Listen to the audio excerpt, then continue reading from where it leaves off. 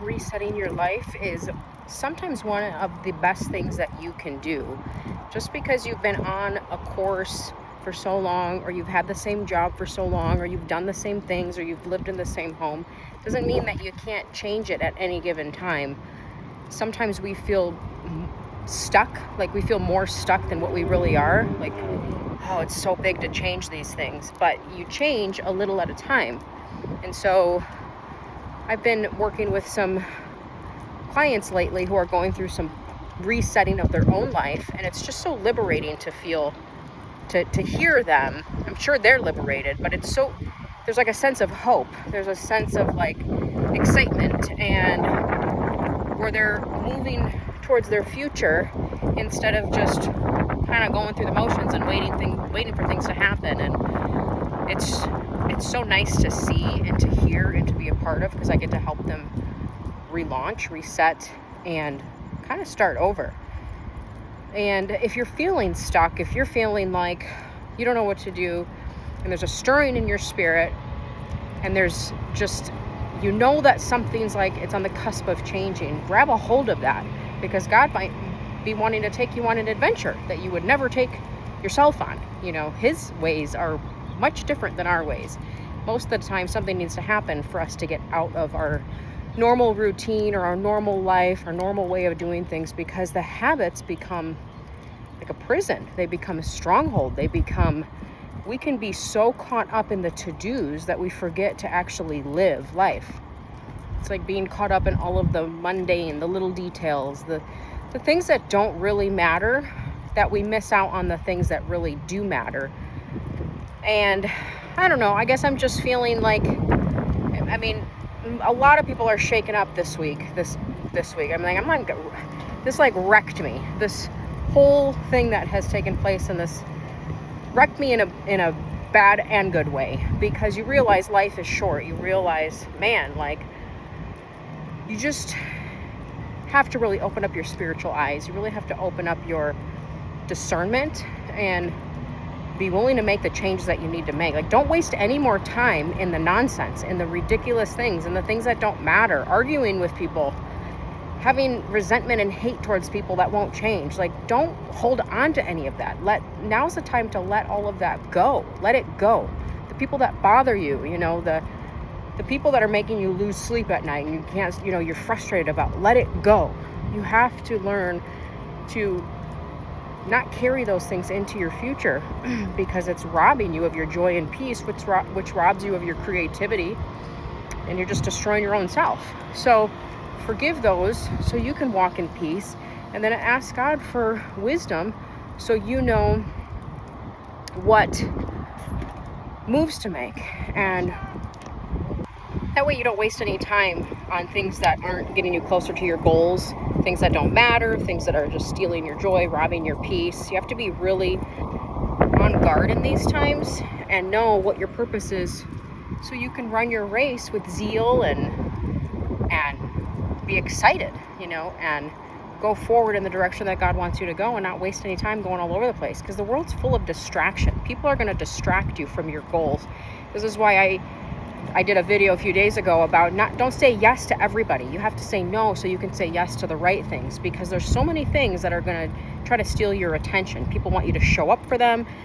A lot of times the people that want you to show up for them, they don't show up for you. And that should be a really big indicator of who's for you, who supports you, and who just wants to, utilize your positioning.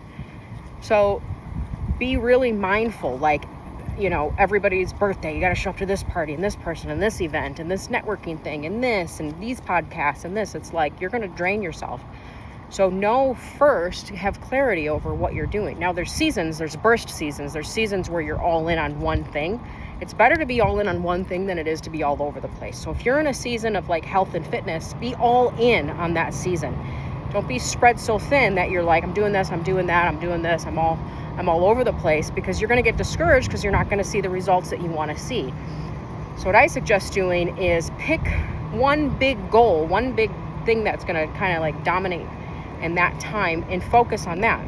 Set the other things aside. Don't neglect them. It's like you're not For example, if you need to work, let's say you want to move and you're like, I need to move, I want to sell my house, I want to get rid of everything, and I want to start over. Okay, well, you can't be starting really a fitness routine during that time, because your goal is, and your time is taken up on the move. So everything kind of has to fall in order. What moves do you have to make that move happen? You got to get rid of stuff, you got to sell stuff, you got to find a place. All of that stuff takes place. Now, once you get settled and once you get your life kind of in order and you get repositioned on where you want to be, then you're like, okay, next phase. The next phase might be working on yourself or working on, your health or whatever it is. So you kind of got to categorize things. Now, I would say you can do each of these within 90 days. You can reset each area: health, relationships. If you're willing to let go of the toxic relationships and the ones that are, if you're carrying someone else's load, thinking that you're carrying their burdens and thinking that you're helping, you're wasting your time. And you can achieve what you need to do much quicker if you know exactly what your purpose is. And you go after it. And you go after it unapologetically. And that's what you do. God will bring the right people. He'll bring the right clients. He'll bring the right opportunities. He'll position you where you need to be. A lot of people will say, oh, the best salespeople are kids. In my opinion, that's not true. The best, though they are good, they get what they want in the store or whatever, things are marketed towards kids. But the best salespeople are the Costco ladies. Think about it. They're not even pushing. They're not out there. They're not going door to door. They're positioned properly. They're positioned in Costco already with people hungry and shopping, and then they're giving away free samples. I mean, they get you almost every single time you try something you normally wouldn't buy. But the Costco lady's there, and she's like, oh, this is gluten-free. She's talking really quiet and nice, and they do that on purpose. It's marketing, because you're like, oh, this nice lady wants to give me this little burrito bite. How nice. Ooh, that is good. I will get a box. Oh, and it's on sale. Thank you so much. So she's positioned properly. It's not even doing anything except positioning yourself. So sometimes you need to uproot yourself, submit yourself to the right environment to then watch things flourish from there. You have to be in the right environment. So that's why positioning is much more powerful than like grinding through life. But also, if you position yourself in the wrong areas, it's going to cause you a lot of strife, a lot of toiling, and chances are you're going to have a lot of disagreements and arguments because you're around the wrong people. You're not positioned around people who want to see you grow and who also that they want to grow. There's a difference with people who just give up on life and people who are like, no, I'm going to do what needs to be done even though it's difficult. I'm going to keep moving forward. I'm going to push through. I'm going to sharpen myself. I'm going to study. I'm going to learn. Those are the people you want to get around because it does rub off. It makes you better and you make them better. And I would say about 99% of the time we're the problem. We can blame it on all kinds of other things, the world or the economy, and those are all valid things. Could be family, could be where you were born or how you were raised. But most times than not, you're the problem. You're the one making the choices. You're the one in control. You're the one doing it. So if you don't like the results that you're getting, then you have to look at why are you doing what you're doing and what is triggering you to do those things. Why are you doing that? What void are you trying to fill? And really take the time to reevaluate yourself, but don't stay there. Once you reevaluate, once you get these revelations, and God will reveal to you what you need to work on if you're being open and honest and you humble yourself to really get your ego out of the way and say, oh, okay, I am wrong. I do need to change. Once you do that, then you move into action on changing those things. You move into action on being better, on doing better, on all of those areas. So use all this turmoil and stuff that's going on in the world is also coming with a big great awakening. People are awakened, like their spirits are awakened. It's not the flesh that's awakened, it's their spirits that are awakened. They're now hungry for something more. People are going after things like they didn't before, and they're not settling, and they're willing to stand up, speak up, and really run their race. So it's really a beautiful thing to see. If you're around people who don't, who might not be awake at the time, sometimes you just got to let them be. You can't spend your whole life trying to wake people up that don't want to be woken up and they just want to argue with you, because the Bible says don't throw your pearl to the swine. What you're doing is they're going to trample on it. So basically you're opening yourself up for stress, strife, destruction. And really, for what? Now, if they're low-hanging fruit and they are willing and open to learn and listen, and they want to, thrive, and they want to change, that's different, because you can plant seeds in their heart and let God do the watering, let God do the convicting, let God change their heart. You might just be playing a part, a role in it. And the best way to do that is also just to demonstrate with your life, because everybody's watching you. Somebody's watching you. People watch more, they don't speak up and tell you, but they're watching you. So if you're demonstrating with your life and you're walking the walk and you are the real deal, you're gonna, that is gonna inspire more people than you telling them you should do this and you should do that, and engaging in these arguments with people that don't want to change. Just do what you got to do. Show the good works that you do. Be the light, speak the truth, stand up, admit when you're wrong, and position yourself properly for God to use you with your gifts. The gifts will just flow out. He'll use you in such a great way. I just actually ran into a client, and they told me that not only am I a great designer, but I'm like a therapist, they said. They said, you knew the turmoil that they were going through with their move, and how changing seasons and changing lives is so, it can be it's such a big event. Sometimes it can be traumatic because you're getting out of past seasons, you're letting go of past stuff, you're changing your life, things that maybe you've lived for decades. And so it was really nice to hear that not only did I help them with their aesthetics and their beautiful space and making it beautiful and comfortable and helping them reset their life, but that they also found my presence to be peaceful and calming and give them a sense of comfort and order in their home. And I just think that to me is more important, because yes, it's the stuff, it's the space, but it's also letting them know you're helping them bridge the gap from where they were to where they are and to where they're going. And so God will use your gifts to really touch the hearts of people in a much bigger way than just what's at the surface, what you think he might be doing.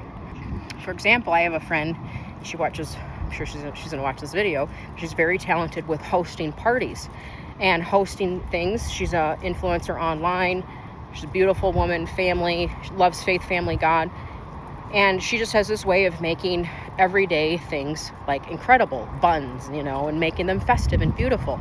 And I know that God's going to use that, her gifts and her talents, where she loves hosting and family and cooking, and he's going to use that to birth something else out of her, because people they want to get back to that simplicity of life, that beauty of life, where it's not all crazy and chaotic and woke and all this. It's simple and it's beautiful, and it's loving God and loving family, and really living that and doing it in the home with meals and with gatherings and with friends and family, and having a beautiful space and carrying yourself with dignity, and not, like she even dresses so beautiful and elegant and proper. And so it's just bringing in all of that to your home, to your dwelling, to the sphere of influence that you have.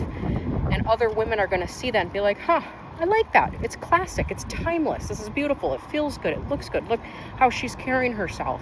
Some people may not like it, but whatever. The point is that God will take your gifts and what you love doing, and he'll do something even bigger with it than you even thought. Bigger, like my hair from this wind. You guys never see me with my hair down. It's because it's windy up here. And if I blow dry it and style it, what's the point? Because I just got to clip it back up because it's all windy and sweaty. But the temperature's changing here, and it's really nice, and I'm loving that. So I'm going to be able to get out of my workout clothes and put on some real clothes. It's hard when it's 100 degrees, 110, and you're out walking.